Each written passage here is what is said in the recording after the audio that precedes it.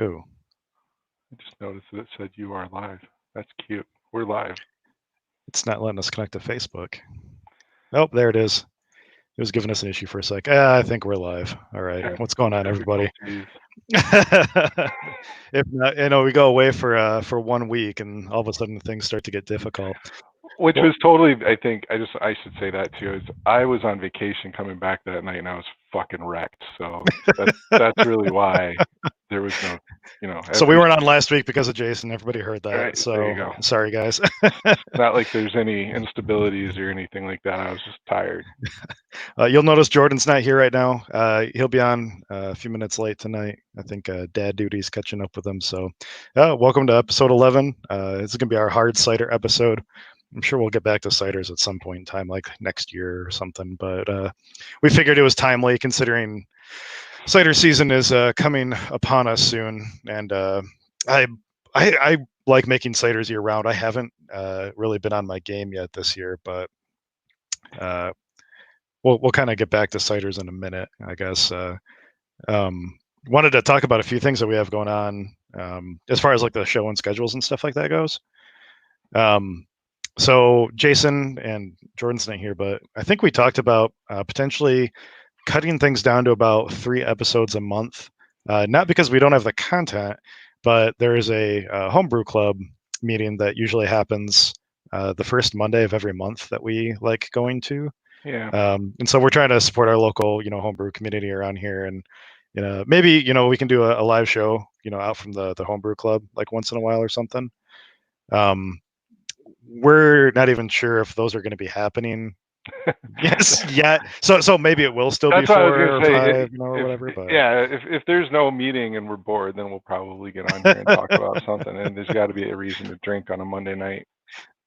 There's always a reason. So yeah, we'll figure that out. Probably what the lineup is going to be looking like is a topic every month, or like a beer style, sort of like how we're doing ciders tonight. And we've done IPAs, we've done stouts. A guest, like we've had Tagabrew on, and Trevor and Ed and those people. And then what was our third going to be? So the third one, we're going to focus more on the homebrew community. Yeah. And start talking to homebrewers. We've got lots of other clubs that we can bring in, and we actually would like to get some homebrewers on and start talking about how they brew, why they brew, what they brew, all that kind of stuff. So we'll rotate those 3 topics with the 1 week break for the homebrew club meeting, if that happens. And that kind of leads us into our first beer of the night too, actually, right? Yeah, so this is our first official time reviewing a homebrewer's beer on air, right?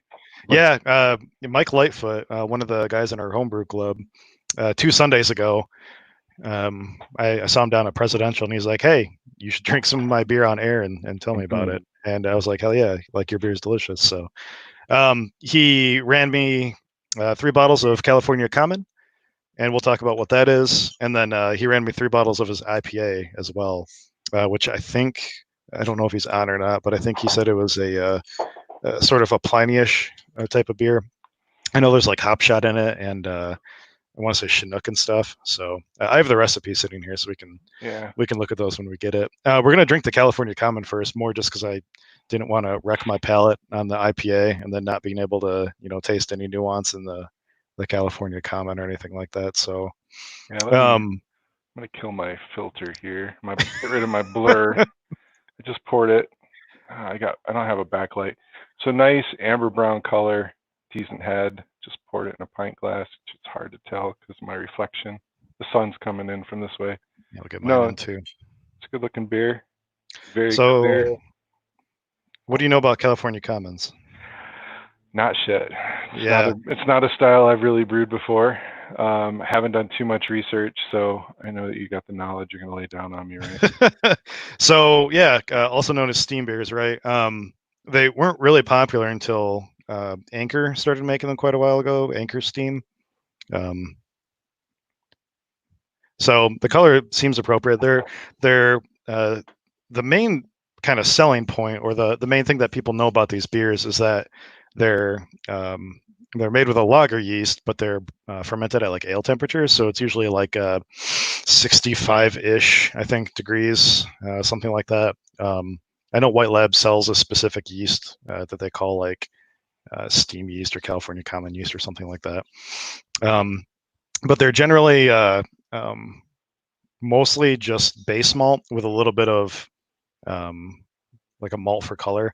In Mike's case, looks like he used a little bit of Munich, some Crystal 40 or Caramel 40, a little bit of Victory, and just a splash of pale chocolate malt too. Yep. Which I like. I was talking to you about the pale chocolate malt before we even started the episode today, and it might be a brewlosophy thing, but I know Marshall Schott at one point in time mentioned that he throws in about an ounce of pale chocolate malt into like some of his, I think it might be like a blonde or Kolsch or one of his lager recipes or something like that, and it just adds a little bit of a something to it. And so yeah, I've started doing something like that too. When it comes to competitions and stuff like that, it just maybe might make your beer stand out just like a pinch more, especially when you're tasting like a bunch of beers that are really, really similar. Anything that gives yours just a slight edge, is always a good thing. It was interesting. Like I said, I hadn't really read up on that, and I was just looking at his recipe on my phone. Sorry, that's why I had it over here. I hadn't really heard about it for California Common or doing that, but I've done similar things with IPAs and thrown in some rye to get that snap, that extra little something special. But Mike, if you're watching, cheers! Thanks for the beers. Yeah, it's so it has that sort of like lager aroma to it. It's not like sulfury, but it's like that clean aroma that just has a I don't know, like it just smells like a lager. My vocabulary is absolute shit, so you guys will have to apologize for me. So I used a bunch of Northern Brew, right? Northern Brew is typically sort of like a woody, minty sort of hop, and I think that's what they recommend for anchor steams, like cloning, like recipe and stuff too. And I get a little bit of that. I get a lot of the toasted malt comes through. The caramel. The caramel is definitely there. Big caramel sweetness. But not in a bad way, like not cloying. Like it's like a little more carbonated than maybe like a standard like amber ale or something like that would be maybe. No, it definitely has a dry finish, so it's not like it's an under attenuated. It's not a lingering sweetness. I think it's just that malt flavor. I think it's really good. I like the carbonation on it. Do you know, what? I'm gonna look this up. Sorry. Yeah, I don't know. No, he says no, I don't think he says anything about like his volumes or anything like that. No, I don't see it on there. And so I think Mike too, if I remember right, he bottle conditions, doesn't he? So these are all bottle conditioned, which is even more impressive because like it's so hard to like nail in carbonation sometimes. It's basically just kind of a guess. Like you can determine how much sugar you're supposed to mix in and stuff like that, but unless you have a good idea of like what CO2 volumes taste like and can like imagine it, I'm so bad at that. I continuously fuck around with my keg and carbonation and stuff like that until I get it where I want it. So yeah, I gave up on bottle conditioning a long time ago. So it is funny. I know, memory and sensories are tied to memory so much. And I have had Anchor steam beer before. It's not like my go-to, but I've even had one, I think, in the last year, and I drink this and it goes, that kind of reminds me of that steam beer. So I don't get any off flavors. I don't get any off flavors. I don't think it's unbalanced. I think it's fermented great. If you bottle condition it, it's awesome. Looks like it was bottled on April 25th. So that's what, 8 weeks ago. And I don't know, again, I don't know much about steam beers or California Common, so I don't know if they're supposed to lager, like a traditional like lager would or anything like that, but no, great beer. It is good beer. So we'll chug this down. We'll crack the IPA and maybe around 8:10 or something like that. We'll get Jordan on here eventually too and get his thoughts on it. But I don't have I don't have any ciders at home right now. I was like, I need to at least drink one cider for the show today, and of course, like I am going through my fridge and I just can't find like anything. So that's whatever. But we have lots to talk about at least, so I don't need to be drinking it. I guess I can just blurb. Yeah, I was gonna say I might have a couple of bottles, but I didn't even go looking for them. You got some Treehouse beer and some Lightfoot beer, and I do have a fridge of Treehouse beer sitting next to me, so not a Michigan beer, and definitely not a home brew beer, but so I might reach over and tap that a little bit. So yeah, I mean it's a little early for ciders in the year for those of us that have only ever brewed with actual cider, but I mean, you Indian River people or Indian Summer. have you never done a juice cider? I've never done a juice cider. You guys talk about it, and I'm always like, man, I want to try that. And even last week, I was grocery shopping in Myers, and I walked by and I saw it all. Hey, there's Jordan. Hey. And wait a second. This is. Gonna move the cans out of the way. Can't see him. It's all good. But no, I was walking through Meyer and I saw it and I was like, oh, I should do a cider and should buy myself like I was trying to do the math on how many bottles I need to see if they had enough on the shelf. So I hopped in just as you were saying you've never done a juice cider, and I never have either. Oh my god, really? Outside of all the ciders that I've made, I've never made one from juice. If you like the way that like Blake's like hard cider tastes, or like most like the Star Cut ciders, my guess. So I don't know. I'm gonna totally just say this and get somebody to yell at me or something, but they're probably made with juice. I mean, most of the ciders that you taste in most of the breweries are probably made with juice. Hey, and it's not bad. It's not a bad thing. If Joe Shorts wants to join us and talk about how he makes his ciders and clarify that, by all means, we will get him on the show. But yeah, so we can get back to juice in a sec. Are you drinking Mike's beer, Jordan? I didn't know if you. Sorry, I didn't know if we. No, it's fine. Opened it yet. Yeah, we already cracked them, but thought I'd give you. I got another glass here. No, it's fine. we can have you chug that down and do the IPA with us. The California Common. Okay. Oh, I don't know if I want to chug a beer on stream. Should I? Yeah. Well, it depends on what it is. It's nothing that great. Oh, you're already drinking. No, all right. Looks like a Hams. No. We'll catch up with you on the IPA then. I'll finish this up quick. So cider, natural, traditional, whatever cider, right? Let's talk about the difference between like making a cider and making a beer. So cider is wine, right? Yep. Just kind of like mead is a wine. With brewing beer, we are as brewers like usually more in control of like what the end product is going to taste like. There are changes with ingredients, like not all two-row is made the same. A lot of people will argue to death that English crystal malt is like far different or superior to like American like caramel malts. Yeah. So on the same avenue, like no two apples are created equal. Yeah. Yeah. I hit a button and something's typing, so hold on a sec here. But my keyboard freaks out sometimes. You're asking me to show XP, Brian. Is this the right type of chat? I have one button that's that does some sort of like macro thing, and once in a while I'll accidentally hit it, and like all sorts of things happen. But in any case, I'll unlock my computer in a second here once it's done freaking out. Can you guys still see me? Yeah. We got you.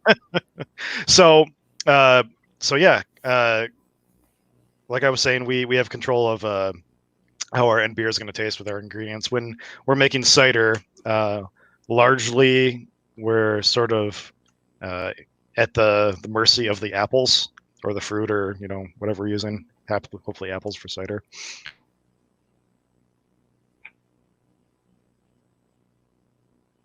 I think we just lost him. We lost him. We did. Oh, I don't even think he can hear us. Nope. He's still chatting away.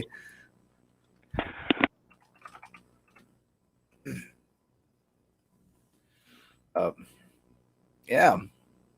So I guess to keep And this I'm going, sneezing, so yeah.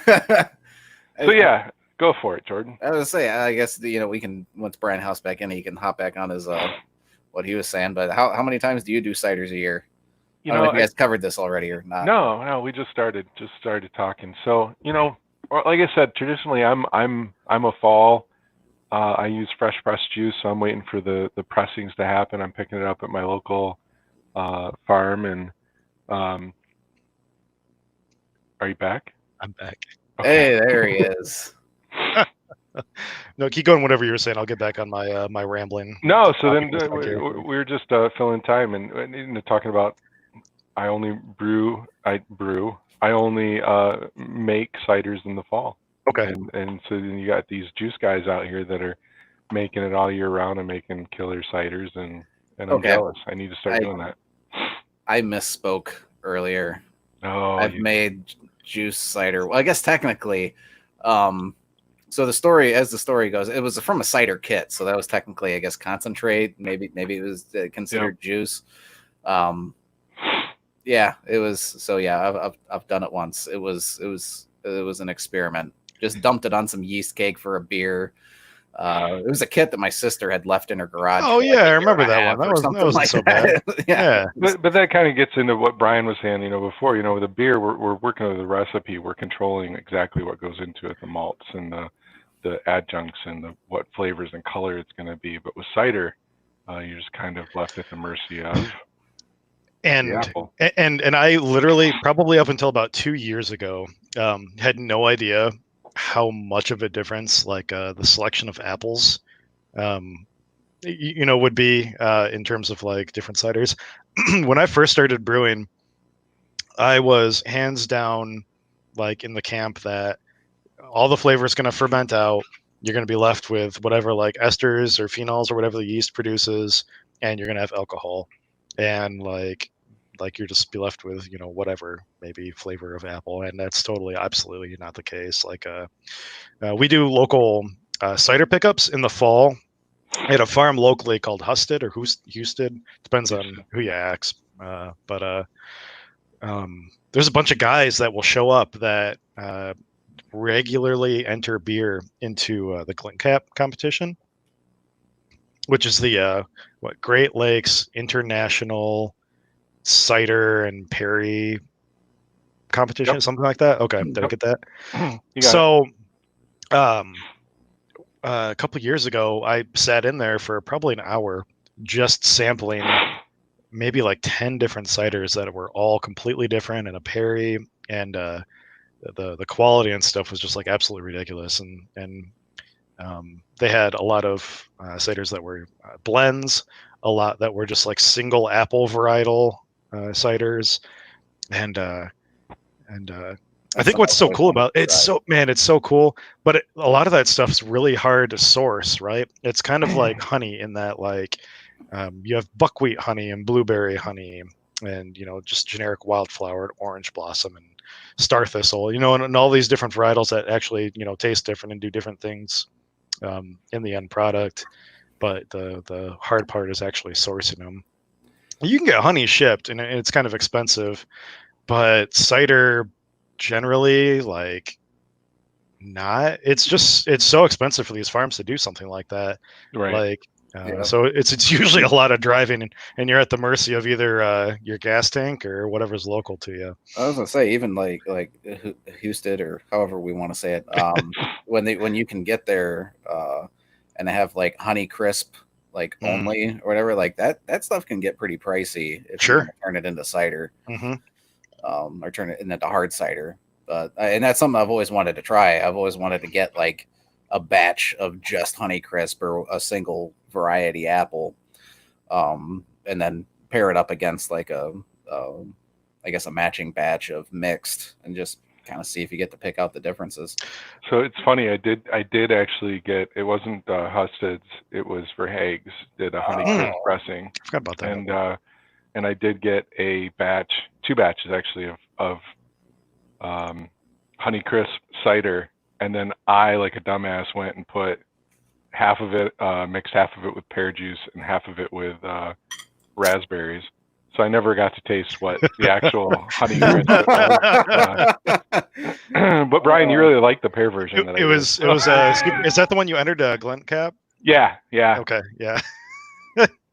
They're hard asses. So yeah, so everybody told me how great this so it wasn't a perry, it was a pear cider. It was I fermented cider and I back sweetened it and flavored it with pear concentrate. And everybody I talked to was like, "That's good. You know, it tastes great." Brian, you said you liked it. I had other people. Yeah. I've got a friend over on the other side of the state tells me it's his favorite drink ever. Beats Ace pear cider hands down. I send it off to Glint Cap and they tell me it tastes like cooked fruit and horse shit. And I was like, "Wow, that's great." You know. And Glint Cap's another one of those competitions like Siciliano's where everybody that scores over a threshold medals. And so this was I get that notification that, you know, I forget how many it was. Say it was 200 entrants and 196 of them medaled and 4 people didn't, and I was one of them. So awesome. That's you should buy your own medal for that. Hang it up on. Right. Fuck all them pay to play people. Well, then what makes, you know, stuff like that hard is that, like, you know, not only are you at the mercy of like the apple, you know, variety and stuff like that, but then you can do a sweet cider, semi-sweet, dry. You can make it sparkling. You can make it still. You can make it, you know, anywhere in between. You know, and all those change like the perception of like all the like apple's flavors and stuff like that, right? Yep. So, and you don't really know what you like until you try it. But even then, so apples are a produce product. It's not going to taste the same every year, even. Yep. So that's part of the reason why I like it's a downfall and I guess a positive. It's like a choose your own adventure type thing. It is. I mean, it's pick up stuff at a press. You know, it's like, what's it going to be? Even more than brewing. I think it's sort of a maybe an artistic endeavor, or something, right? Yeah. So being a juice, like how many times have you done juice? So I almost exclusively do juice, except in the fall when I can get that cider. So, or if I know I'm going to use a lot of adjuncts and stuff like that. So I think 3 times last year I made a pineapple upside down cake cider. Oh shit, that was good. Yeah, so I made 3 different versions of that, and as I was trying to play with it and tweak it. And shout out to Distant Whistle. They're the first place that I saw try that, and I was like obsessed with it ever since then. But you know, you're adding so much like a crap to that. Right, you're not that really cider, that you're not gonna care about necessarily the. that was gonna be my question. Is whatever. Do you notice consistency? You know, you're using that juice, are you getting the consistent? But you know, if you're right, you're adding all that pineapple stuff in, then. I think the flavors are pretty consistent with that. I also tend to use yeast plays a big difference too, right? And in any fermented drink we make, a lot of people use champagne yeast. I've been big into using Belle Saison, Really? more just because I don't like taking up space in my temperature control. Like freezers and stuff like that. And Belle Saison is pretty much like, I don't know, whatever you want to do. Like, I'll get warm, like I'll stay at room temperature, and it still like ferments like dry or whatever. And it doesn't add a whole lot of like weird flavors. I don't think it's like too phenolic or anything like that. Or if it is, it kind of blends in with the apples a little bit. But once you add a crap ton of fruit or something to it anyway, I mean, all that goes away. So. I mean, you're basically just tasting carbonated apple fruit at that point in time. But no, I mean, as long as the cider does not contain sorbates, I think which is the most common way to shelf stabilize. Yeah, a cider, then you're good. Most of them are just boiled, I think, which is kind of a downfall to using juice. When you boil it, like I think you drive off a lot of aromatics and stuff like that, probably. So like fresh pressed cider sort of has that that advantage there, and it just tastes totally different, you know, like Jordan was saying earlier. It's fun. It's choose your own adventure. Yep. Yeah, and as you were saying with yeast, I'm one of those. I don't. Okay, you said champagne yeast, right? That's what you mentioned. Yeah. I raised my hand. I don't. Again, I got to get on my shit. I keep lying. Or like No, I wine yeast. use. What's that? I said, or like wine yeast or something. Yeah, I was gonna say that's what I use. I usually use like a white wine or a rosé yeast in my ciders. And so one thing I was gonna ask is, so since first did a mead recently for the first time and did more reading on that. I've done wine once. And we had said earlier, cider being wine. Have either of you used like an acid blend or anything like that in your ciders? Because I've seen that's something that's commonly done within wines and meads. So I haven't done it yet. To like lower the pH before fermentation starts. Yeah. Yeah, I have not. So I usually don't. Not because I don't. It's because I mostly just don't care. So if I was doing something, so I've never entered a cider into a competition. I think that if I was going to do that, I would take a pH reading. I would do an acid blend. I would get it down below. I think 3.7. I think is the highest that you want your pH to start at for a cider. Generally, according to like the experts, and I'm definitely no expert, but somewhere between 3.2 and 3.7 pH is a good starting point. And yeast is a really good buffer, for pH. Like yeast will create the pH that they want to thrive at, like in the cider or beer, or meat or whatever after the fact usually. So, right. For the most part, I think that as long as you get it under that that level, you're pretty much good to go. See, and I've always, the flip side, I guess, or a different view is I've only ever done ciders with hard or hand pressed ciders, or not hand pressed, but pressed ciders, pressed fruit, and I've always heat treated it. So I've always brought my cider home, brought it up to 165 degrees or 170 degrees, and then let it cool. Wow. Yeah. So I've never done that. I've never boiled it. It was one of the things, Amy was the reason I got into ciders, and because she wanted to make one, she likes drinking them, and I'm like, this is going to be yours then. You're going to help me brew it, which is I actually did enter the ciders in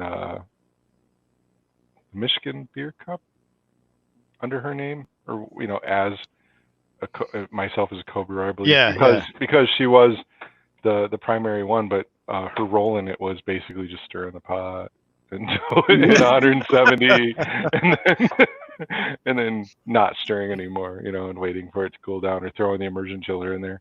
So I've always pasteurized. Yeah, but I think that, and there's no wrong way to do it. I think it just depends on what you want out of the cider, and if you don't pasteurize, that can potentially add to some of the nuance. If you do have like bacteria, or other wild yeast in there that were pressed in from the cider or something like that, there's a very, very strong chance that that's going to get outcompeted by whatever you pitch. Especially if you're using something like 71B, I think is like it's like a killer strain. So I think that yeast actually like secretes the enzymes that kill other yeast. So I've always used Cali. Yeah. Okay. Yeah, I've always used Cali 01. I think is the only thing I've ever used for ciders. A normal ale strain. Yeah, I've used that and Belle Saison, and White Labs actually made sweet cider yeast for a while, which I think was just like a lower attenuating yeast. So I actually bought a packet of that sweet cider yeast, and I had this big vision last fall during cider season that I thought I was being unique. I was on a flight to California or something. I came up with this idea to do a stouted cider, and I thought I was going to be special. And what is that?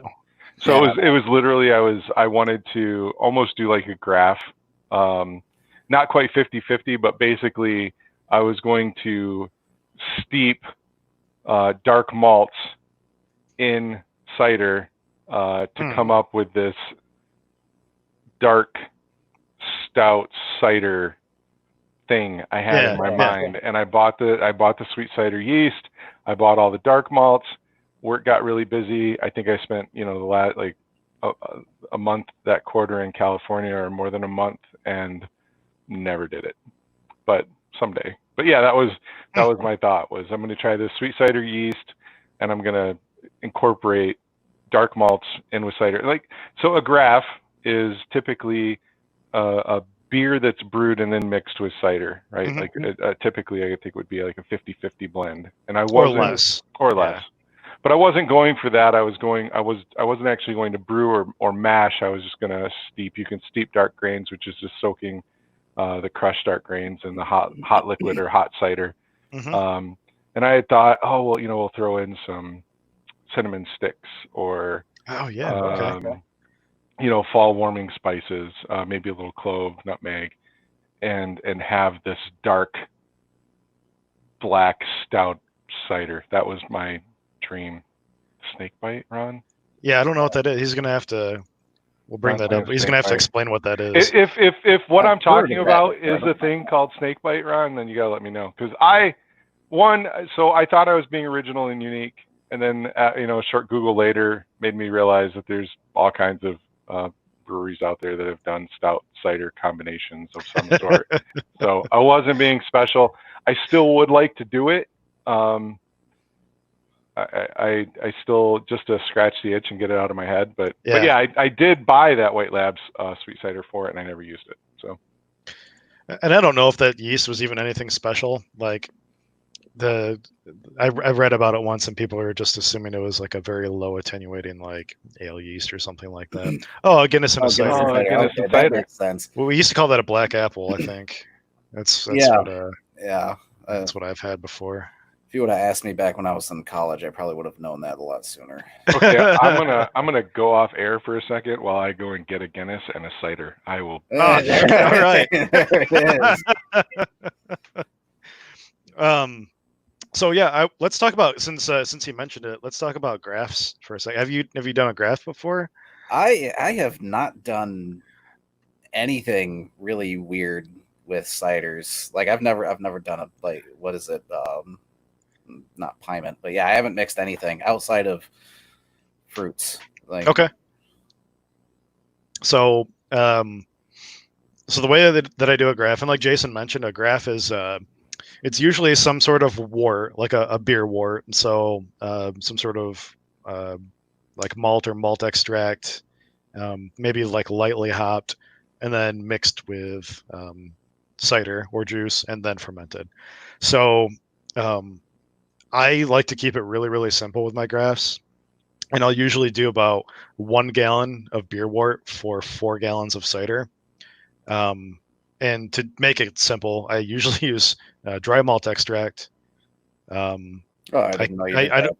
Oh yeah, totally. Oh, right. I don't have the exact measurements off the top of my head, but I think roughly enough to match whatever the gravity of the cider is. Hell yeah.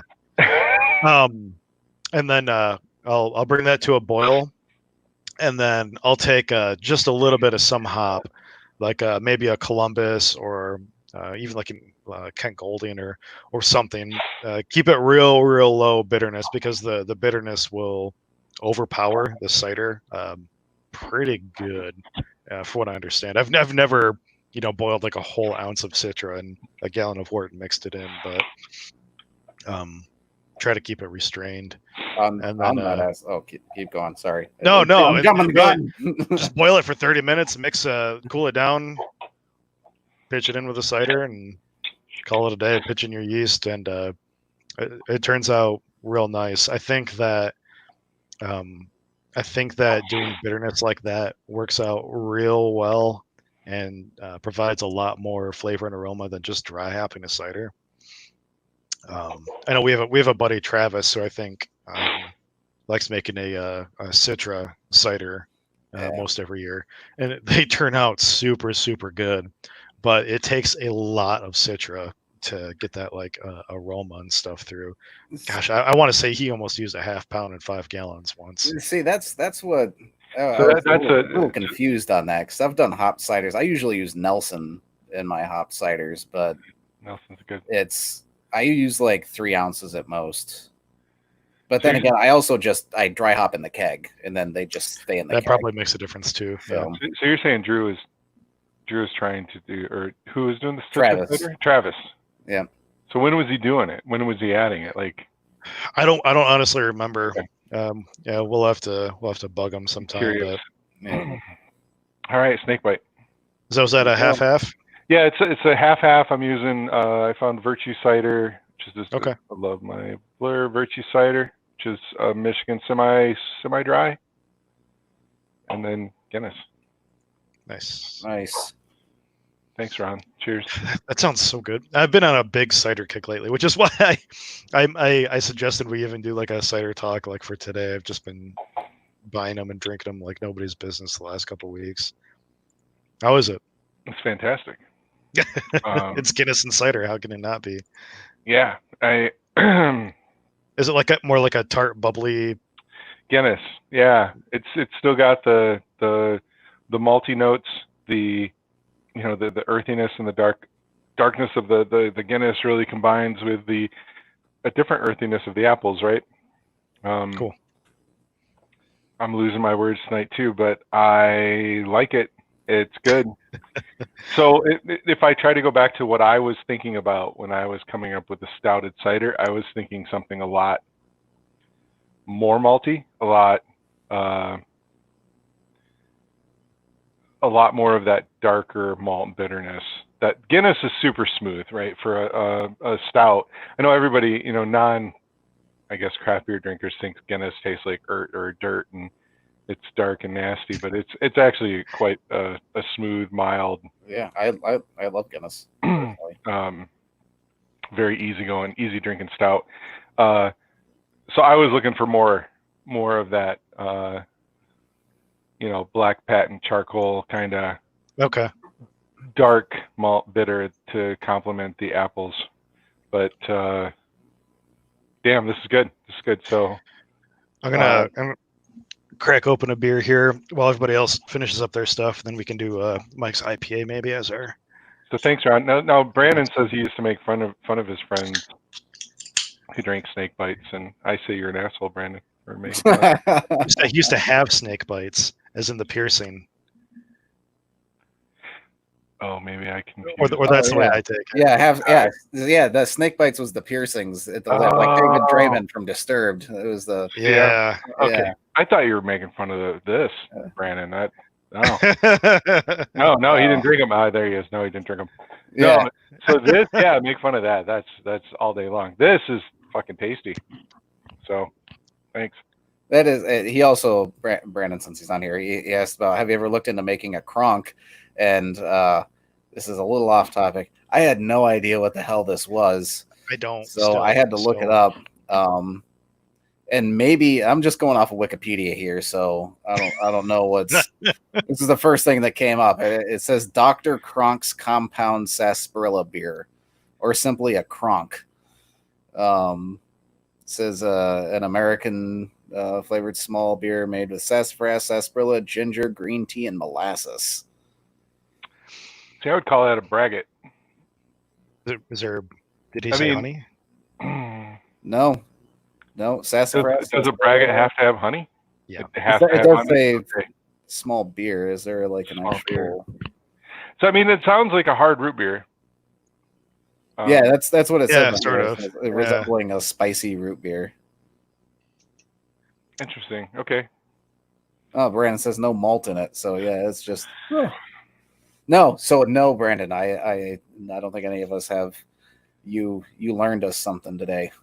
That's. Nobody probably will. Yeah, why not? I've had like many failed hard root beers, and I haven't liked any of them. But I've gone down that braggot route of honey. There has been honey in that, and I've wondered if that's been the bane. So I'm gonna look that up. I'll try it out. So the reason is Craft. CRAFT Homebrew Club, which I don't remember what that stands for.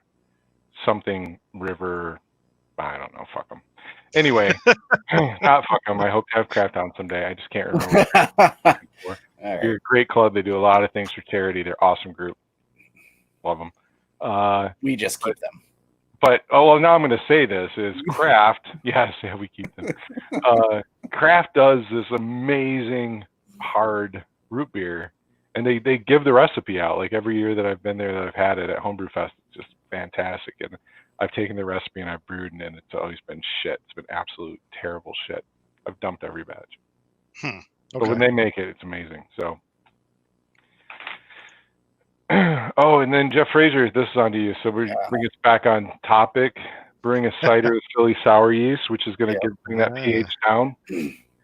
So, yeah. So that's an interesting question, and Brandon might have some insight on this too, because he's the only person I know so far, besides me, that's brewed with it. I have a sour New England that I'll be tapping tomorrow, actually, but I think that sounds delicious. I know that Philly sour absolutely loves sucrose.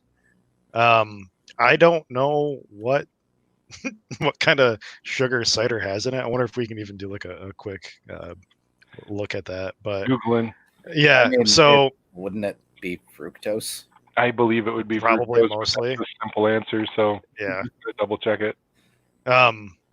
But as it is, it when it consumes like maltose and stuff like that, it throws off a lot of red apple. You are right, fructose. And then it makes sense. I think the presentation that Brandon gave us a couple of weeks ago said if you use up to around 2% sucrose, it starts to throw off like a lot of peach esters and stuff like that. And I definitely started smelling that. So would you most recent brew, but if that's what it likes, I mean, what's to I think just adding some sucrose into some apple juice. I mean, that's just table sugar, right? Yeah, dextrose. Yeah. I think that would be super fun, and it's something that I'm probably going to do now because I didn't even think about that. So we've talked about, and I know we're jumping around a lot here, but when don't we? I haven't really. I've had some tart ciders that are naturally tart, but I don't think anybody has ever. I don't think I have ever had a lactose sour cider, and that just sounds. I can't think of one. Sounds super cool. Like, why haven't we done that? That should be a no-brainer. Like, let's kettle sour or. I think I'm going to get a starter going tomorrow. Some of the Philly sour I have frozen. And say on that aspect, I don't know why I just thought it. Well, I think because I've seen had a lot of beers recently that have had lactose in it. A lot of fruited sours with lactose milk sugar. I don't know if I've ever seen a cider with vanilla in it. No, once. I have seen it once up in Traverse City, but I don't see that very often. I'll see like nutted ciders with like vanilla or something like a pecan cider with vanilla. Like maybe I think I've seen once before. I think Distant Whistle uses it occasionally too. They have like a whole series of like cocktail ciders that they do. It wouldn't surprise me if some vanilla was in one of theirs. I can't remember if I use vanilla in my my pineapple upside down cake. Oh, I think I do. Okay. So yeah, then I have. Brandon's right. Vandermeer has actually. I think Brandon doesn't. Vandermeer has a couple of different ciders that have vanilla in it. I guess I'm just not paying attention to what I'm buying. Yeah. The other thing. So just a quick check on Reddit. Lacto doesn't like environments. It looks like that just doesn't like fructose environments. So you have to add some other kind of sugar. Lactobacillus doesn't, but but you have Philly sour. Philly sour is the Lechancia. I think that's how you pronounce it. Species yeast. So it's a lactic acid producing yeast instead of a bacteria. So it's totally fine with hops, which makes me think it'd totally be fine with fructose too. Maybe. I don't know. It was literally not mentioned in anything that I've read so far that I can think of. So you'll prop up a starter. You'll be able to tell us the week after next. Sure. Yeah, absolutely. Right. Yeah, Jordan just bought some too. So I did. what are you going to be doing with yours? Not quite sure yet. Let's see here. I've got about 5 pounds of 2-row, 4 pounds of Pilsner, and 2 pounds of Vienna. So that's probably what I'm using as my. I don't know. Just mix it all together. Nice. We've got a bunch of. What is the what's that hop? Sauvignon Blanc. I've got a bunch of that left still. I might just use all of that and make a hopped sour. Yeah. I was gonna say you got the base for, yeah, like a kettle sour. I would go that route. Mike, just a real off topic, real quick here. Mike Lightfoot. I don't know if you're watching still. I know you made a comment that said "Hello from Lightfoot Brewing." I didn't see that in chat. I saw it on my Facebook feed. So I'm not sure if you commented on another video if you're actually watching this, but hey, man, thank you for the beer, and we'll get to your IPA in a few here too. I was gonna say I saw him post earlier, but I think he posted on an older video. That might have been when I was also doing my little tech freak out thing too. Or our Facebook is just all screwed up. So we have had a couple of technical difficulties tonight, and Facebook was acting a little weird earlier, and who knows? So yeah, I hope Mike's watching. I'm looking forward to the IPA. The California Common is delicious, but I have another glass of Snakebite to get through. So cheers. Chug this down. So yeah, other styles of cider. So yeah, not only does it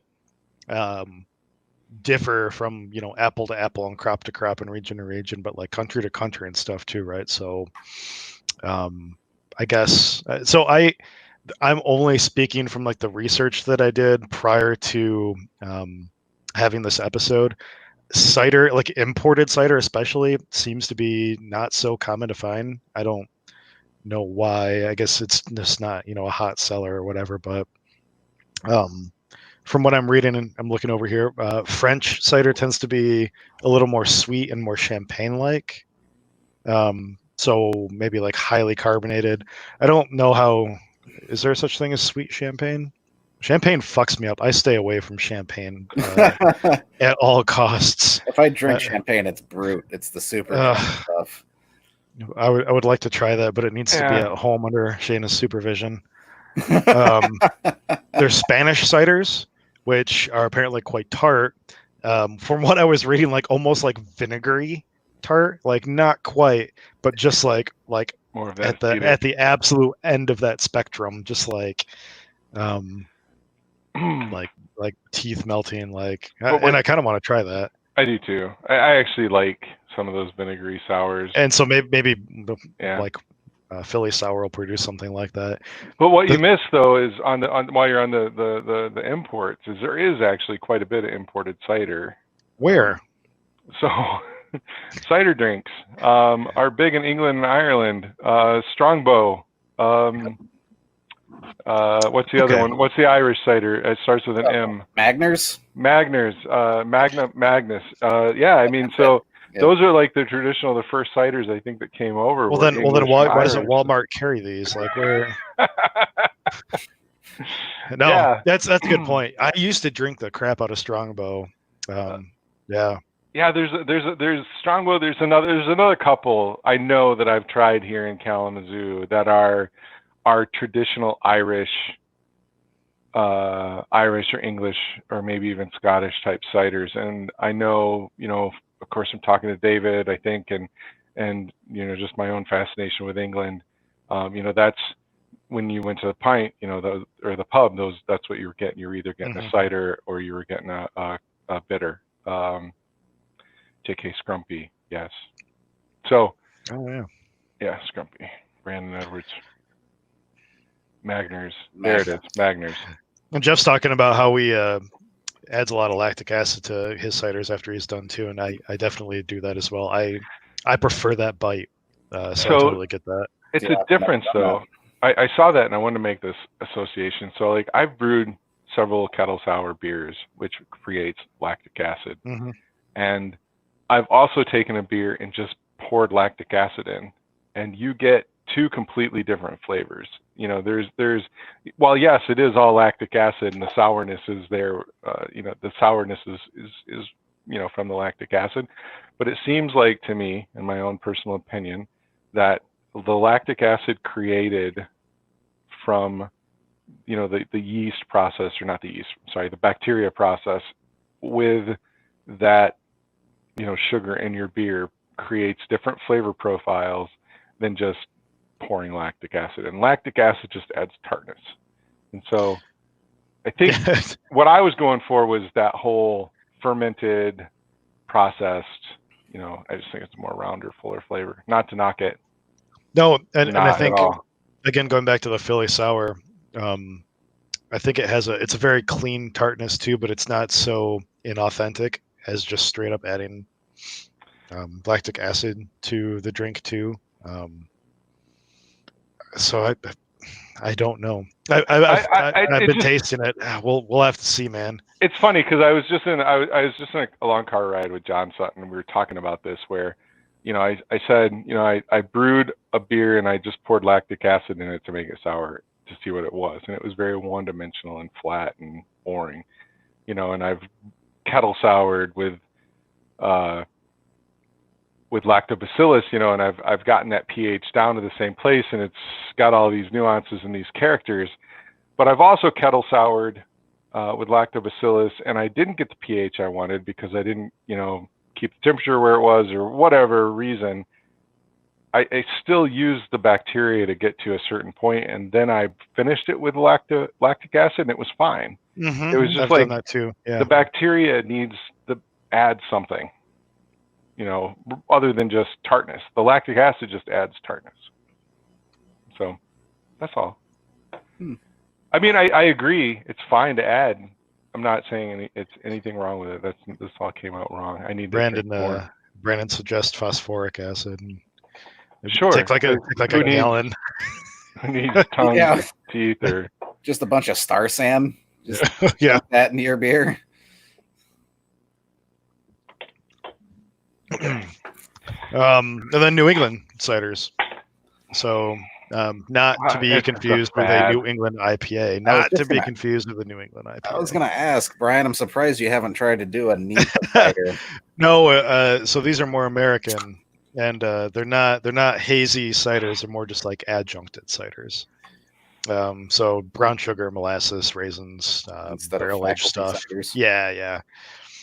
So the stuff that we get from like maybe those like pecan vanilla ciders, like those might be more like New Englandy, I think maybe. That was actually the thought that I had with this stouted cider that we talked about before. And then styles that nobody's invented yet. Was that brown sugar, molasses, spice? Maybe I'll add some raisins to it. I have experience with raisins. Let's hear it, Jordan. Let's hear your raisin story. You say that like we don't want to hear it. No, Brian was there for the first iteration. Yeah, maybe the first year. Yeah, the first year. So when I first started getting into ciders, one of the big things that I thought I was like, I went big into it. I bought big for like being a new brewer. Bought like 3 batches of fresh press. I can't remember what I did with the other 2. They were whatever, but one I put in, I just fermented out on it was like 3 or 4 pounds of raisins. Just dumped it right into the fermenter. Let it sit on them for a couple months. Was it because there were supposed to be nutrients? Brandon asked, and I think we've all read that at one point in time or another. What for raisins? Yeah, like in mead, like adding raisins for nutrients. Yeah, I think that was, I was completely, it was just experimenting. I was just fucking around with it. But yeah, I mean, the beer or the cider took back off. And it seemed to add. I also, so I guess I didn't say this before, I also put like 2.5 pounds of extra dark brown sugar in it. So it ended up being like a 9.5% cider. Oh my God. Is this the one that we had at your graduation party? Yes. That nobody remembers? Yes. Yeah. That's it. I think I lost like 10 glasses that night because people kept dropping them. There were love relationships made that night. It was a wonderful thing. So yeah, go really heavy on the sugar, and it does a really good thing. Yep. And add lots of raisins. That was a good cider. Honestly, everybody loved that thing. So that wasn't a bad story. I thought you were talking about the that little maybe they weren't raisins. You had a little like 1 gallon jug sitting in your basement for like years and those years were and years. raspberries. Oh, okay. Yeah, it looked like little tiny turtle brains that were Yeah. inside the. It was just they turned gray. I had some with pears too. I ended up making pear vinegar with those. That's what that was. It was disgusting. I had this. I think I've talked to you guys about my mead that I've had for 7 years. I don't know what the fuck to do with. Mhm. Well, I put it like 5 years ago. I put a gallon of it on raspberries, and they did that. I let it set for years, and then it just looked like some horrific science experiment. And I finally pulled a sample and tasted it, and it tasted like cough syrup, like raspberry Yeah. or like red NyQuil, and I dumped it. You should have marketed that stuff, man. There's no saving that shit. It was dead. That might even be a good transition into like into how to make cider and like how to not fuck it up. Didn't we talk about that earlier? You stir it. Yeah, And yeah. then Then you ferment it. And you get drunk. So what do you need, right? So if you want to get into making alcohol, cider is the way to go. Like it's so cheap and easy to get into. Yep. You need a bucket, which you can get at like any homebrew shop or like Lowe's, as long as it's food grade, or Home Depot or whatever. You need an airlock probably. You need a hole in the lid with like a grommet, so your airlock can like that. So your airlock. So the lesson is just go to your local homebrew store. They'll have all that stuff. You don't have right. Right. And then you need juice and yeast, really. I mean, those are like the basics. I would argue though that you can actually technically just go get cider pressed from Husted's or Verhaeg's, put it in that bucket, throw an airlock on it, and magic will happen. Yep. That's true. That's absolutely true. Yep. You don't even need an airlock. You can you you can put it in a like 1 gallon jug with like a condom on the top, and it'll just like balloon up. Make sure it's ripped. But yeah. Whatever. A container and a balloon. I mean, condom, balloon. Yeah, they serve the same purpose. But if you're gonna use juice, or you're gonna use anything that's pasteurized, or if you're even if you're gonna go buy cider, check your cider, because some cider mills do pasteurize before they sell gallon jugs. If you're going to Verhaeg's or Husted's, where they're pressing right into the bucket for you, then obviously that's not pasteurized. Houston said that they boiled last time I got it there. It depends, and I've been there while they're pouring apples in, and then coming out into my bucket. Yeah, you can. I don't know. Every time I go there, I go right into they have like a little greenhouse behind it. I go right in there and I stick my bucket down, and that's all boiled stuff right there, though. No, he's pressing. He's throwing apples in it. Oh, yeah. Every time I've been there, they have. I guess I've been there twice. I guess in different ways that once they were actually just pulling it out of the stainless steel. It was like fresh pressed. They weren't pressing at that instant. Right. But it was still in the vat. And then I've been there where they, sorry, my camera is like all sorts of. No, mine's been doing that tonight too. Yeah. Anyways, I've been there where they had, they were pulling it out of like food grade, 55-gallon drums. So I know that I watched them grind the apples and get juice, and I can.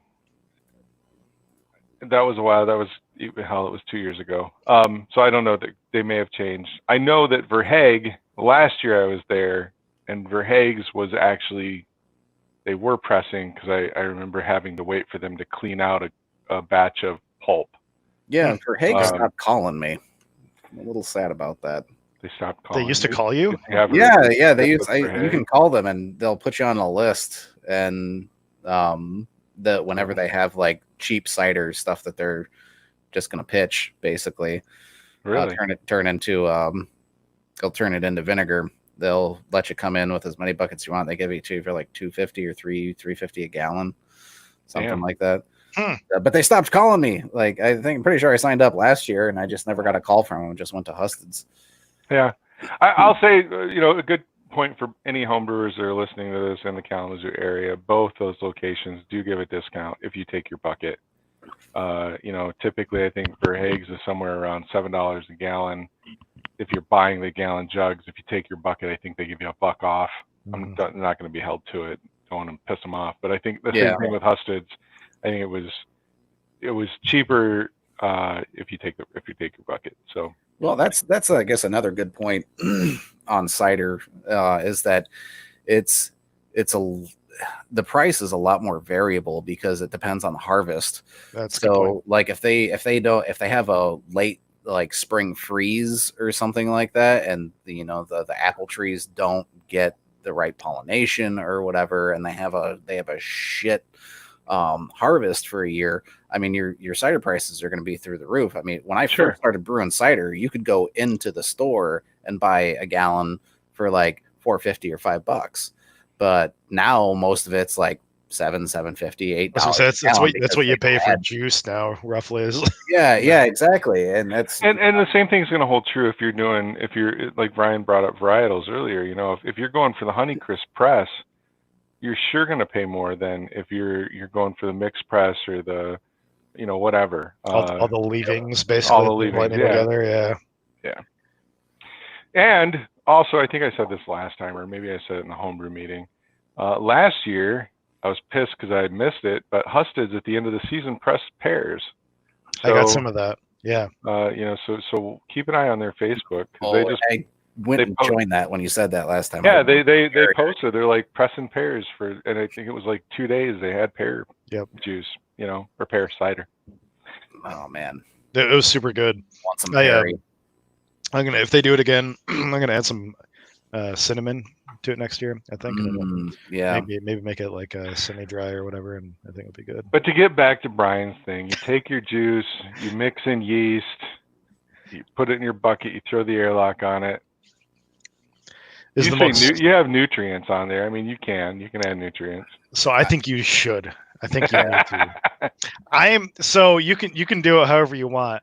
I think so. Just like mead, right?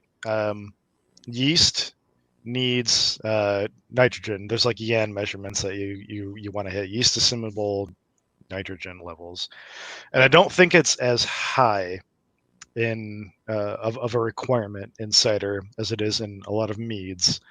But even just pitching like wine amounts of like the dry like yeast nutrient or DAP or something like that could make a world of difference between having a cider that maybe needs to age a couple months because it tastes a little like alcohol-y and hot, and a cider that you can just sort of like bottle up or keg and drink right away. Yep. I would agree there for sure. So nothing hard that you have to do. You don't have to freaking do calculations or measurements or anything. You don't have to do like 12-hour additions and nothing like that.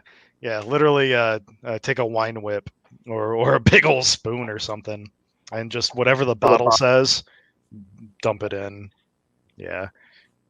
Mead can be more complicated just because a lot of the time you're getting such a high ABV with mead, unless you're specifically shooting for like a hydromel or something like low ABV, that the nutrient requirements in those are usually pretty high. With a cider, I mean, you just give it a little bit of a nice little pat on the back and say, go do your thing, yeast. And so before we get into the exciting world of keeving, which sounds totally nasty, we should drink Mike's IPA. Yeah, let me so Jordan actually gave me this when I went to drop off Mike's beer the other day. It's this is what I've been drinking. Oh yeah, what do you think of that? Heavy drop. So it has me excited for mine. Mine's more tart than this for sure. Okay. And so maybe it has me a little bit worried too of how fast I'm going to be able to drink this. I know Brandon was saying he's he's worried about how fast he's going to drink his, but it's good. I mean, it's totally solid. Like I have no qualms with it or anything. Yeah, as I said, on the chat thread before, like I don't know if I would call it purely based off of its cloudiness. I don't feel like it's cloudy enough to be like a New England. It's a little cloudy, but so it was good. I drank 3 of them, so so I wonder if like I don't know. I don't even want to get into the New England discussion. That's a whole nother episode. Jason has a whole new respect and probably opinion on what those beers are like now and whatever, but I'm actually a little New England out. I mean, yeah, no, I can totally see that. you know. No, I'm So with you. I did just come back from a safe, socially distanced tour of many New England breweries, or at least many bars located in New England that were selling New England brewery beers, whatever. I don't know. All I can say, if any of you guys ever get out to Boston, go to Trillium and just stay there. That was So that fucking amazing. maybe this is along the same lines, because as I was drinking that, and I guess I've got a point on cider. I'll get back to in a second, but when I was drinking that heavy drop, and I was like, what in all honesty, like objectively from a normal consumer's point of view, what differentiates that beer from just being a hoppy sour? Let me taste it. I haven't had that one yet. I did try several sour New Englands over this last week, or a couple anyway.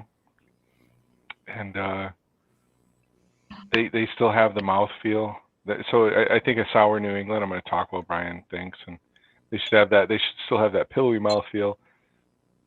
They should still have the juicy hop characteristics, but just that tart underlying. But shouldn't the sourness cut some of that juiciness though? It doesn't have to if it's paired right with the hops. I mean, I had one at Thin Man in Buffalo that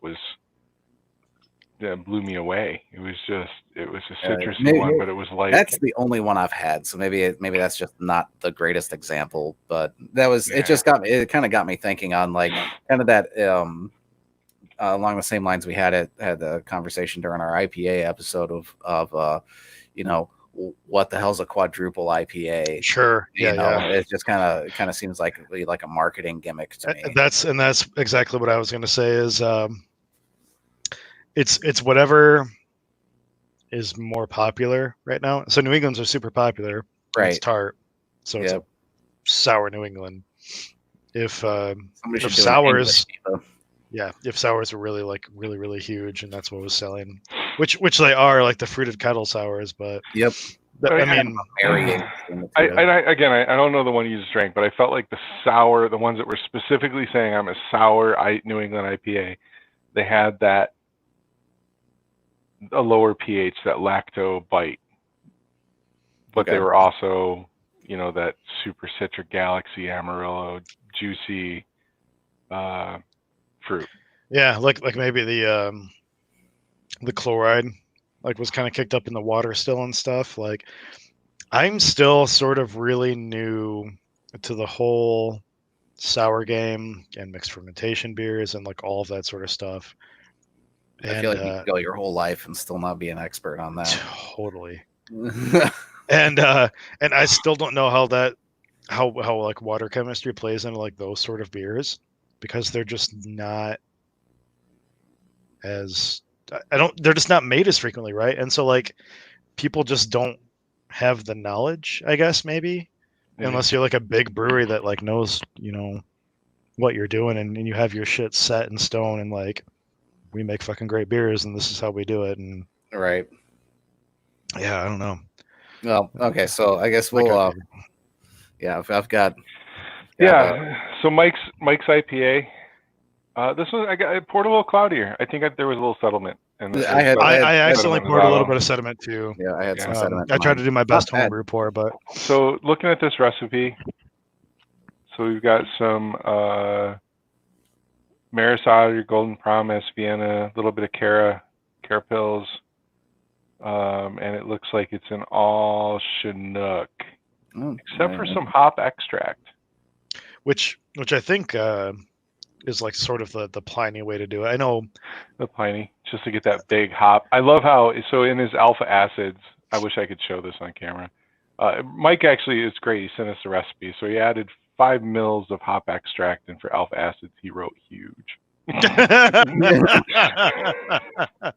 is awesome. Great, Mike. So let's see. All right. So he's a RO brewer, so smells super fruity. I'm getting that. Malty but fruity. Yep. Yeah, the malt is like Yeah, really strong. So I have to say, I'm not bragging. I've had Pliny Fresh. I work in California. You guys know that. Hmm. So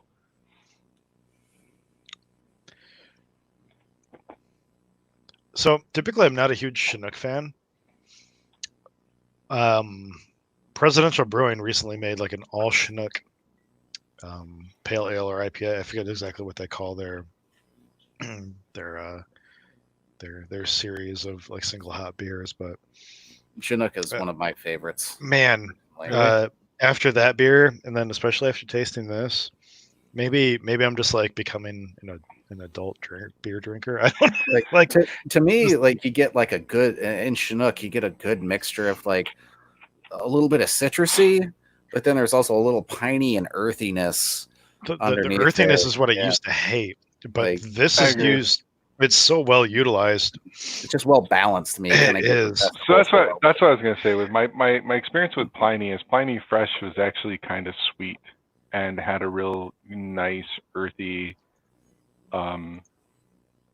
balance. And this has that. Not the sweetness I don't get is there. I get more of that earthy piney. Christine Sherbert Hoover is great. The pink beer is one of my favorites for sure. You know what's funny? Speaking of that, and I have not gotten back to my cider point yet, but you know, we're just I gotta make this point. And I should have done it when we had presidential. I don't know if I did. I'd have to go back and look. But funny enough, like my mother is not a beer drinker whatsoever. And some reason she, you know, I was talking with her. It was shortly after Charlie was born. And she was like, "Yeah, there's some place down there that makes a pink beer." And like it's like the President's Brewery or something. I was like, "Oh, presidential." I'm like, "Yeah, I know that." She's like, "I really want to try that." I'm like, "Oh, well, I'll see if I can get you." So I ended up, getting some for her, and yeah, she absolutely loved it. But for some reason, somehow, she ended up seeing it on her Facebook feed, and yeah, it was just kind of a weird thing that full circle kind of came around. Yeah, no, theirs was their write-in ballot. Is what it was called. He's done a couple write-in ballots. That's his like single hop beers. Yeah, he did a Chinook, and it had a lot of the same like flavor and aroma in it. And like there's so many like they call them like what cheater hops like on the market now, right? Like the Citras and the Galaxies and the Mosaics and the Simcoes and Amarillos and stuff like that. But I feel like, and this looking at his recipe, he has a lot of early like boil additions and stuff like this with Chinook in it too. But like I feel like we're gonna have this resurgence of breweries using hops that have been around for a long time in new and different ways now, because whirlpooling wasn't really a technique up until the last like 5 years or so, probably, at least really widespread. And there's hops out right now like Comet, which I think was Yeah, like shit. Comet's been around since something like the 70s, I think, or maybe earlier. And it was originally like a USDA grown hop that was originally bred to be really high ABV, so that breweries could like create like better, more bitter beers without having to waste all like the hop material and stuff like that. And yep, but Comet has like a really citrus forward sort of like taste and aroma when used as like a late addition hop, sort of like Citra. Um, and I think that like we're gonna hopefully have like a bunch of new fun beers the next Come few back years with as that. people start to. yep. So I did that. Oh, go back ahead. to Mike's beer. I Yeah. don't. Again, Mike. I don't. There's no outstanding off flavors. I think I get a little residual sweetness on this one that I didn't get in the California Common. That maybe I don't know what the final was, but it could have gone a Yeah. couple of more points. I'm really trying to be extra critical and nitpick just because I feel like we should give you some feedback. Other than that, it's fucking fine. Yeah, no, They do. it's good. It's good. I will agree with you on the sweetness factor. But that's again a personal preferences. I like my IPAs a little drier. But That's what I get. I don't want to say under attenuated. It could have been what you meant for this beer. It's no, not like it doesn't taste. And what's funny, like even looking at like the recipe, it's Maris Outer, Golden Promise, Vienna, which are basically all base malts, and then carapils. So like, here's aside- where I aside- would go. So here's my advice, and I feel like I've said this a lot lately. Mike, throw a pound of rye in it too. I fucking love your rye. I love rye, and rye.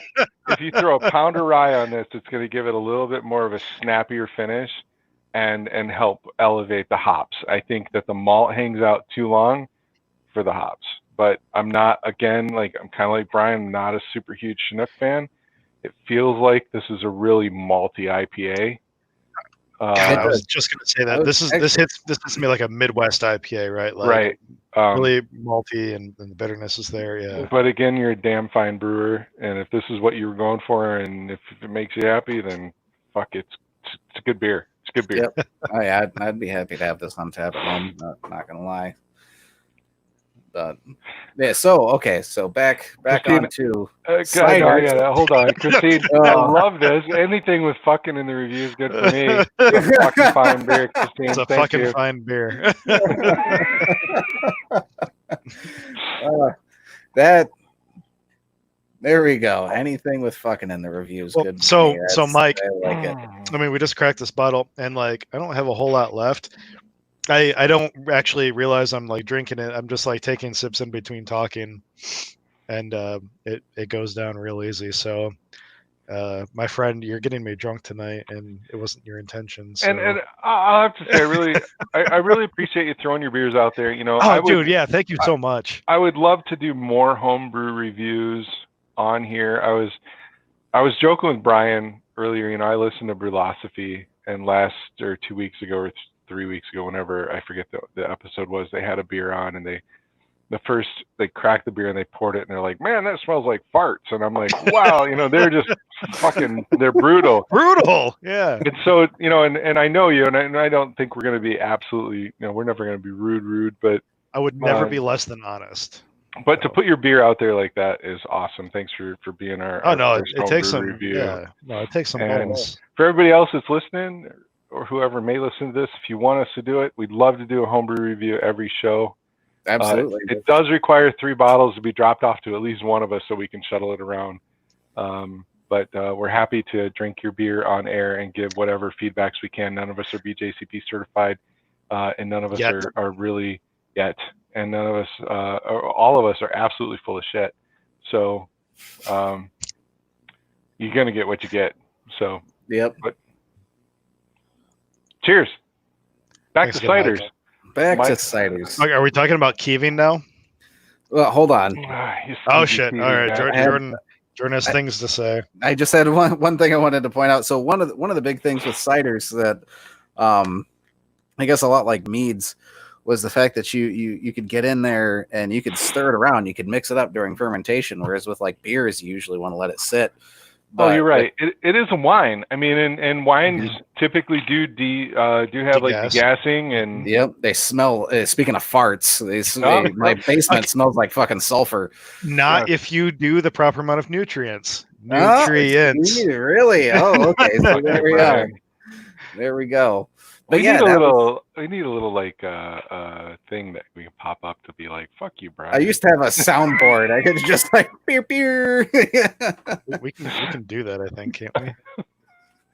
I can tell it's a Monday night and I've had more beers than I probably should have. But yeah, that's so I guess without the proper nutrients, ciders may end up. There it is. Ciders may end up smelling a bit more, so that's just something to keep in mind. They can, and my first one did. Absolutely. Yeah, they can be very sulfury. They can be very. Although the same thing with some beers. You know, pilsners can be very horny and vegetal and. Shanna loves that word. Vegetal. I'll remember that from now on. Next time. I know you're listening, Shane, or you will be.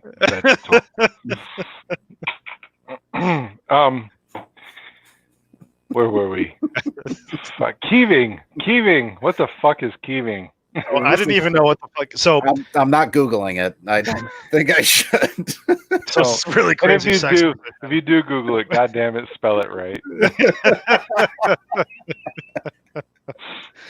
No, so the first time I heard about it was like probably late last year, She is and I totally forgot about it. Oh, shit. She's listening.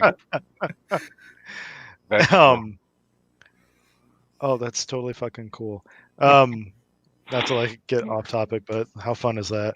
God, I would love to go on a cider tour. But so keeving is it's a like a traditional French process.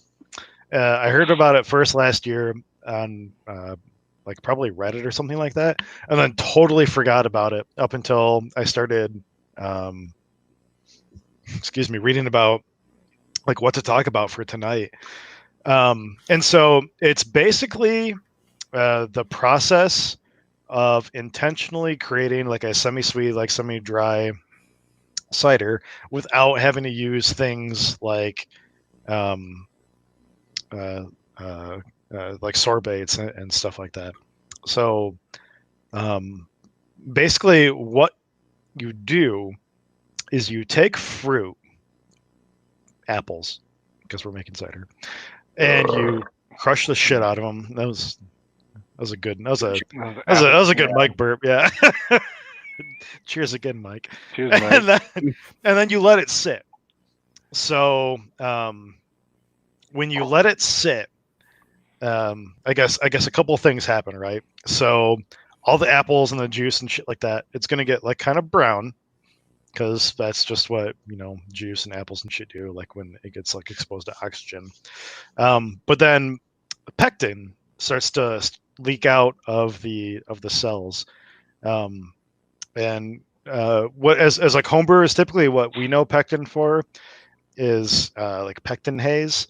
Like if you boil a cider, we were talking about that earlier, it will actually like set the pectins, which is a protein, I believe, and it will create like a sort of permanent haze in the cider, which if you're entering glint cap, you typically don't want. But as the pectin like sort of like leaks out of the fruit, it sort of starts to like coagulate at the top of the cider, and it creates this there's a word for it, I can't remember it off the top of my head, but it's like a brown cap. There's a French word for it. It's just sort of like a nasty, gnarly, like a brown cap. Thank you. And, Thank you. and as all the pectin is sort of like rising up, it starts to collect like yeast and other like cider garbage in with it. And so that'll come to the top, and then during those 24 hours roughly, other stuff sort of starts to sink down to the bottom because gravity. And so there's kind of a split, right? There's shit that's pulled to the top, there's shit that's pulled to the bottom, and then you have all this stuff in the middle. And all that stuff in the middle is really, really, really deprived of nutrients. So what happens is the French or whoever is making this style will take all of that cider from the middle, and they'll pull that off, and then that's what they make their cider with. And they don't add any additional nutrients to it. What they want to do is they want to make a cider with the nutrient deprived like juice or whatever that they're extracting, so that the yeast ferments for a little bit and then eventually just like dies off. Fuck you guys. But then it'll die off, right? And it'll still leave the cider like with a little bit of like residual sugar. It's purposefully like making the cider stall out. And so that's what keeving is. And apparently because you're letting it sit for a little bit, like those 24 hours, just like if you were to let wort sit out for like 24 hours or whatever, right? It might start to get a little bit funky. It might start to pick up some like other weird like natural flavors, like the yeast that's naturally on the apples might start to build up a little bit. And so not only do you get like a semi-dry or semi-sweet, I'm not sure what the proper terminology there is, but the flavors are sort of more, I don't know, unique. It's like making a mixed fermentation beer with like dregs out of like 5 different bottles, kind of. It's like you don't know what you're going to end up with, but it's going to be maybe. So that's Keeving. That is Keevin. I like it. Yeah, so I've always done my back sweetening with like frozen concentrate, or something to get that sugar. So I mean, you're right. If you can kind of stall that out, then I think you can retain some of that natural flavor. Right? Yeah. I think that's kind of the point. Yeah. Although I will have to say, it blew my mind. I never thought of this. It was just me being stupid. I think I was talking to Drew, and he was like, "Oh yeah, I hold out a gallon of the original cider, and when I finish, I back sweeten it." Was it you? No. Somebody else told me that, and it blew my mind too. I know. I was like, "Holy shit! Why haven't I done that?" So yes, folks, keep a gallon of the original cider, throw it in the freezer, and when it's time, when your cider's done and you've hit terminal velocity, that too. Yeah. You can throw some original cider in, maybe even with an appropriate amount of sorbate to kill it, stop the fermentation. Enzyme. Or pectic enzyme, yep, and both. Whatever, yeah. Both. Thank you. Sorbate and potassium metabisulfite. Boom. Then you're good. Boom. What did he just? I didn't. Did his internet just dropped or something? All right, now the show without Brian. Let's go. Brian the Brain Stevens. Brian the Brain Stevens. like my drop the mic thing, right? Like it's I know you're just like, boom, I'm out. My bad. I closed out my tab while trying to look at something else. Oh shit! Like closing the tab at the bar was so easy. Bye. I'm just trying to keep up on chat. Hi, Joan. Nice to see you. Hi. Joan's a lovely lady that brings me candy that has other things in it. So thanks you for the nerd rope ×2. Oh my god, I had a piece of that. No, she brought me another one. Oh. I will point out Brian's I feel good. It's a Monday. Dude, it does. Like sometimes I end the show and I'm like, how many times rambling so much in the last like 15, 20 minutes, like, oh god. I know, but we have the banners to tell you that you're doing it. And for those of you that are watching, we want to drink online in front of people. That's why we do this. So Christine, you know what? Sure, we did an interview let's talk about it. We did some intros on the very first episode. None of us are professional brewers. We're all from the Kalamazoo area. We're all in Keepers of Craft Homebrew Club. We're home brewers. We know a lot of brewers. So I'll start. I'm Jason. Nice to meet you. I'm from Mattawan. I brew all grain beer, and I've been in Keepers of Craft for 7 years. I'm not affiliated with Omega Yeast. It's just my favorite hat. I won this in a competition because thanks to Jason, I'm not sure how it looks on your screen, but I got really into brewing for competitions in my last probably 4 years of my brewing career. I've been in Keepers as long as Jason has, basically since its inception. So right. I guess 7 years. Started, yeah. But yeah, no, I'm not a professional brewer at all. I'm just. We're just three home brewers that like to talk about beer and drink on camera, and you're here for the ride. So, and then Jordan. Yep, yeah, it's me. Yeah, it's pretty much the same story. I've been in Keepers. I was at the initial meeting with Jason for the Keepers of Craft Club out at Onewell when they were first thinking about getting it started off.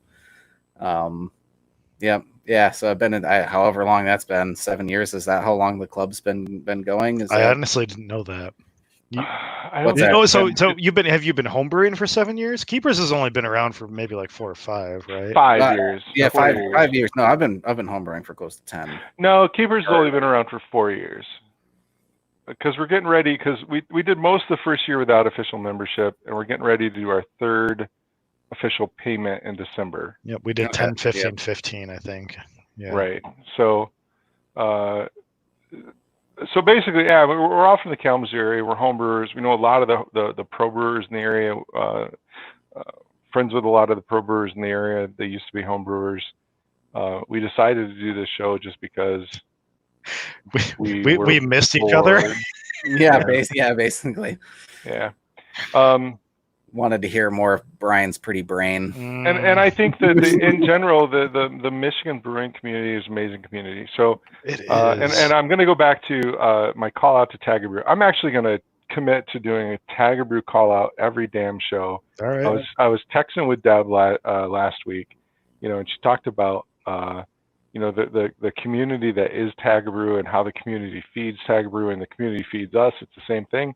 Our viewership may go up or down, but we're out there. We're trying to get recognition with the Michigan homebrew community, the Michigan brewing community, and Tiger Brew does a lot of that. So Tiger Brew on if you're not a Tiger Brewer, and Deb, I'm gonna keep shouting you out. And yeah, so tonight we talked about ciders. We drank Mike Lightfoot beers. What else? I wish I had a cider. I wish I could just stay on and chug some. Honestly, I wish I had another snake bite, because God damn it, Ron, that was good.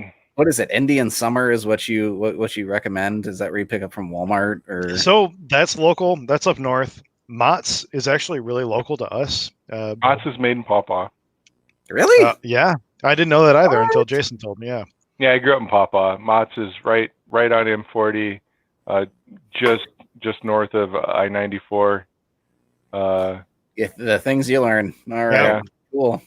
It's also a boiled or pasteurized bottled juice, so it should not have potassium sorbate. Mm-hmm. Check it before you buy it though. But yeah, Mott's is local.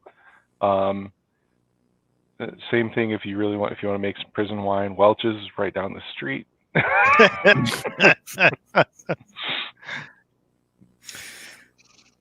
I think that's all I had to say on cider though tonight, guys. Honestly. All right. Well, so next week we're going to most likely talk about home brewing. Maybe.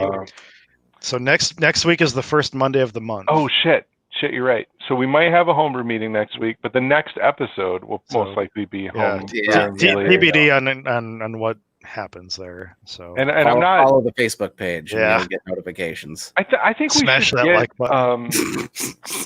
And hit that bell.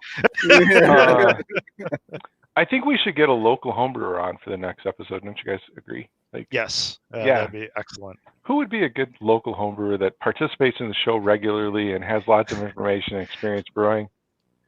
Gee, I don't know. Maybe. I was just gonna say, Mr. Edwards. We can have a whole show on pegging. Brandon, why don't you join us in a couple of weeks or a week? We'll see. And let's talk about how you brew. And maybe, Brandon, we could try some of your beer. Yeah, there we go. That's a novel calling that motherfucker out. I love it. I hope he's still watching. So hopefully the next time we're on, whether it's a week or 2 weeks, depending on if there's a homebrew meeting in South County, maybe we can get Mr. Edwards on and drink some of his beer. Oh man, pressure. There he is. Yeah. This is a great one. We didn't even ask him first. We just decided to do it. I just decided to do it. He doesn't really have a choice now. So. Here's the drinking. Cheers, guys. I'm already done. I killed that Mike beer. That was not hard to do. Nice. All right, guys. Thank you again for joining us tonight. Yeah, thanks a lot. Have a good one. Yep. Love it.